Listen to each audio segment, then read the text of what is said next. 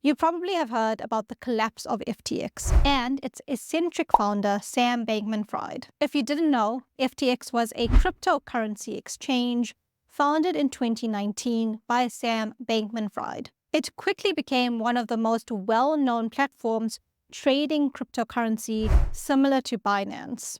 And in 2022, it was alleged that FTX was committing billions of dollars in fraud and misusing their own customers' deposits. The interesting part was that the fraud was found in the actual source code of FTX, and we finally get to see how it happened.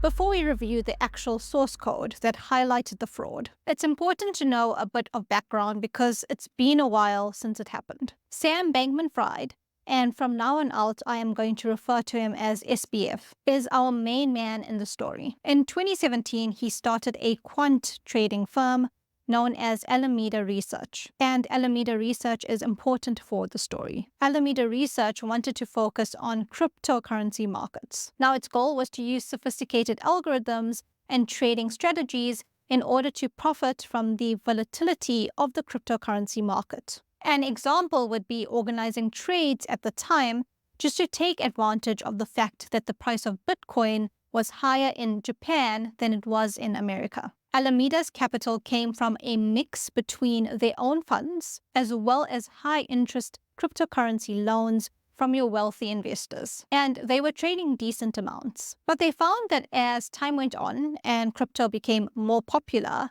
actually finding a ready supply of dependable lenders was quite hard to do. And especially since banks were shunning crypto just because of the lack of regulation. So they were looking for other options. And in 2019, SBF had an idea. Why not build a cryptocurrency exchange that can bring in the revenue to help Alameda Research? And so FTX came about. It was a cryptocurrency exchange that was started by Sam Bankman-Fried as well as Gary Wang. And at its peak in July 2021, the company had over 1 million users. It was the third largest cryptocurrency exchange by volume at the time. And in a nutshell, FTX provided a platform for people to buy, sell, and trade cryptocurrencies. That is how they made their money. But like any story, they wanted more. At this stage, cryptocurrency was becoming super popular and everyone wanted in. SBF wanted to make more profit. So FTX invented a token to use on their platform. The token was called FTT. They gave customers the option of trading cryptocurrencies using the FTT token. And if the customers use these tokens, they will get a discount. And as long as the customers use these tokens to trade cryptocurrencies, the token can become very valuable. Binance, a competitor of FTX, even had a good few of the FTT tokens. But again, this token was completely made up. It's similar to loyalty points when you go grocery shopping. It doesn't have much value elsewhere except in the actual store. Alameda Research also had a large stake in this FTT token. They used FTT as a guarantee to get big loans in other cryptocurrencies. And you can already see things are starting to get a bit suspicious. It's like me going to a bank and say, hey, give me a loan. But don't you worry because I have a lot of valuable assets to back it up. Just look at this company, Company X, that is backing me up. It is doing great and their stock is really valuable. But here's a catch. Company X is my own company and I'm the only one controlling the books and setting its value. There is no independent party actually verifying if Company X is actually worth what I say it is. In November 2022, a site called CoinDesk released an article that essentially exposed FTX and Alameda for being too close for comfort. Now, CoinDesk got hold of private financial documents belonging to Alameda. And CoinDesk basically said that Alameda had a ton of money actually tied up in these FTT coins. And this was a problem because the value of these FTT coins highly depend on the success of FTX, making it just a risky situation. The CoinDesk article goes on and quotes, "It's fascinating to see that the majority of the net equity in Alameda business is actually FTX own centrally controlled and printed out of thin air token." Once this article was released, Binance, which is a main competitor of FTX, saw the news and decided to sell all of its FTT coins. This was obviously quite a big alarm for everyone else, and many customers thought, well, something is wrong here. So they rushed to take their money out of FTX. But FTX actually didn't have enough money to give it back to everyone. So they stopped letting people withdraw money and declared bankruptcy. Later reports also show that FTX had been mixing up their own customers' money with Alameda researchers' money. And this is a big no-no because it means that the customers' money was used for risky bets without their permission. And in the process, billions of dollars belonging to their own customers were lost. So naturally, SBF goes on trial, and the trial is known as the United States of America versus Sam Bankman-Fried. He's on for many charges, including fraud and conspiracy. We know that for a huge crypto company like FTX, the backend was technical, and the business processes will have to be coded on the backend. Interestingly, SBF couldn't code. He didn't know how to. So someone had to be applying these suspicious rules to the backend. SBF didn't touch any of the technical changes. But at the same time, technical changes had to actually be made because that would be how FTX allegedly defrauded its customers and investors. So enter Gary Wang. Gary was a co-founder of FTX and Alameda. He was also the chief technical officer of FTX. He was a coder. So it's day 4 of the trial, and we finally get to see that sweet, sweet code. Literally, there was a code review in the courtroom. So Gary Wang, our CTO, was actually called up as a witness, and the prosecution presented GitHub screenshots of mostly Python code. The prosecution starts with some simple questions to Gary. They talk about how the front end and back end works. They talk about how balances are displayed. And I think the main purpose here is that the prosecution wants a jury to understand that there's a front end that displays figures and results, and a back end where the actual calculations and logic happens. So in the actual court transcript, which I'll link in the description, the prosecution asks about the back end and what the FTX database looks like. Gary gives an explanation and says that there is a database which keeps track of all the accounts and balances, and it keeps track of all the transactions, withdrawals, all the trades that happen. And now the prosecution goes into detail. So currently, the prosecutor presents a screenshot of the accounts table in the FTX database. Again, the accounts table keeps track of all the accounts on FTX. And Gary explains things like the username is the email of the account. The maker and taker fees are the fees the account pays for trades it does. So in essence, that's how FTX makes its money. The prosecutor also asks Gary what borrow means. And Gary says it refers to the size of the account's line of credit. So how much that account can borrow. Now the prosecutor asks about this column called can withdraw below borrow. And this refers to whether or not the account is allowed to withdraw part of its line of credit. Now the prosecutor focuses on one rather important column called the allow negative column. When asked about it, Gary responds and says it refers to whether or not the account is allowed to have a negative balance and whether or not the account is allowed to transfer or withdraw funds so that it would cause it to have a negative balance. So if the account is allowed to have a negative balance, the account would actually be transferring or withdrawing more than it already has, almost like an overdraft in a bank account. In essence, it would be actually borrowing from FTX. So now this is where the prosecutor starts asking Gary about special privileges that Alameda had that disadvantaged FTX's customers.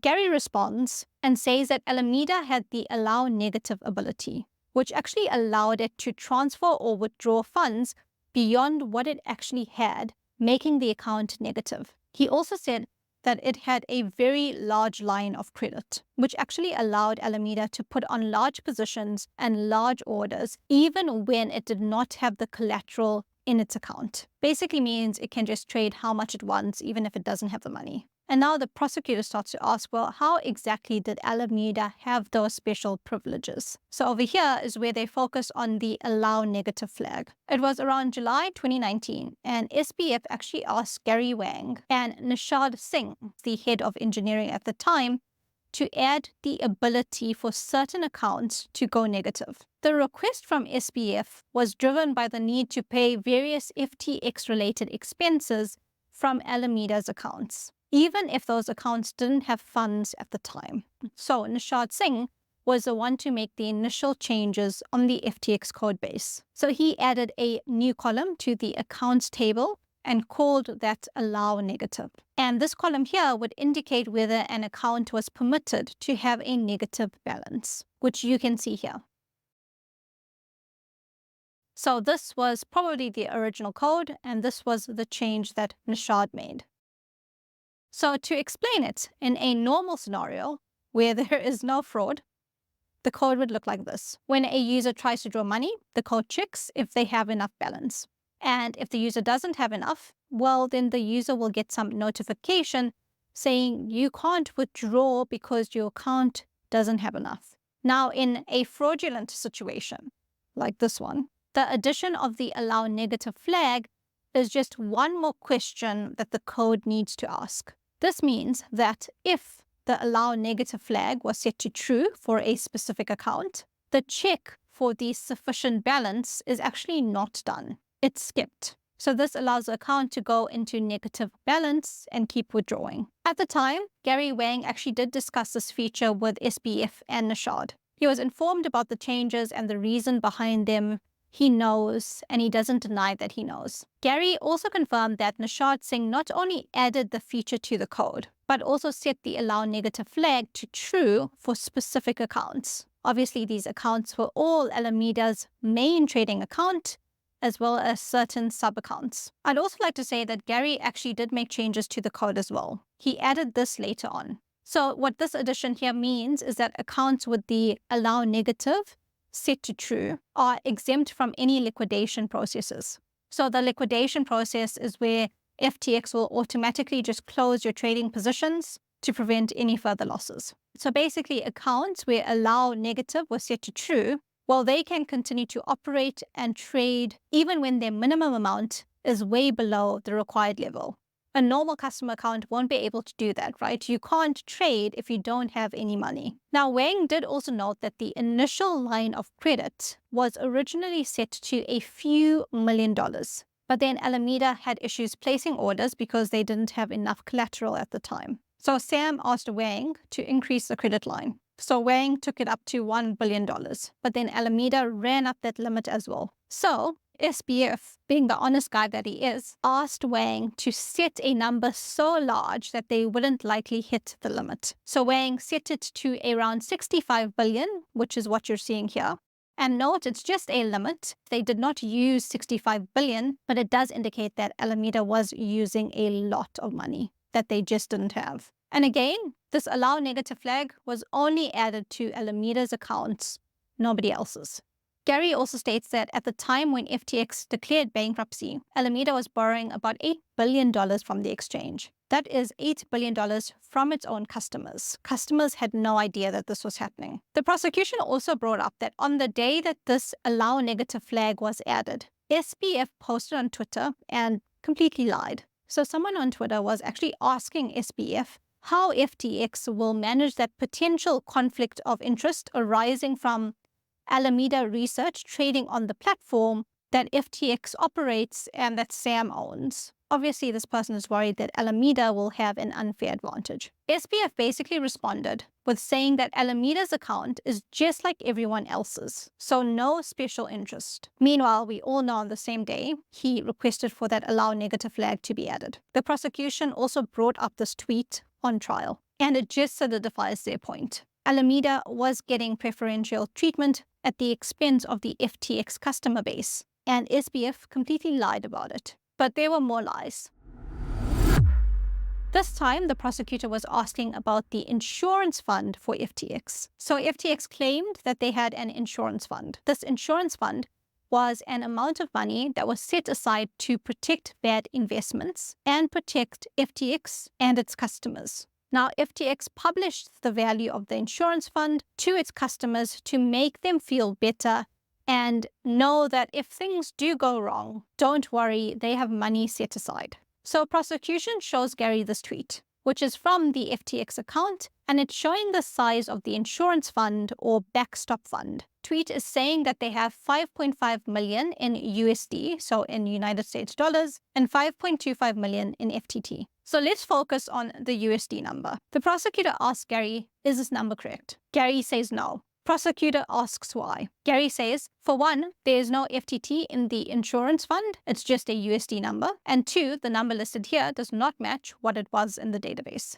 So he means that this number that they're showing is some made-up number and doesn't correspond with the actual figures from the business. So now the prosecutor wants to know, well, how did they get this number that's showing up? And we get to take a look at the code. So they show part of the code which actually updates the number on the website. So what this code does is that in line 17, it gets the total volume of trades from the past 24 hours on FTX. It then multiplies this number by a random value around 7,500 and then divides it by 1 billion. Yeah, it's a random number. So the prosecutor asks, does that number have anything to do with the actual number in the insurance fund? Gary responds with, no. And again, the public does not know that this insurance fund was completely made up. So this is a crazy revelation because the number that they displayed on the website was completely made up. It wasn't some old, outdated number. It was a number that was randomly picked. And this piece of code proves it. It was done to lie to their customers. Now, if we look at the FTT number in the tweet, this number is 5.25 million in FTT that they claimed was also in this insurance fund. Well, further on in the code, we can see that that number is actually hard-coded. Again, this number is not drawing from any database. It is just a hard-coded number. So if I wanted to change the number, all I would need to do is actually change that hard-code value in the code to 10 million. And then on the website, it would display as 10 million. So all of their lies actually took effort to do. It was all completely fabricated. I must say, after looking at the code, there are a few things that are interesting. If you're committing fraud, don't use Python because Python is really easy to read. I don't really think you need to be experienced in coding to actually read Python. But the other thing is, if you are committing fraud, don't name your variables based on the illegal acts that you're doing.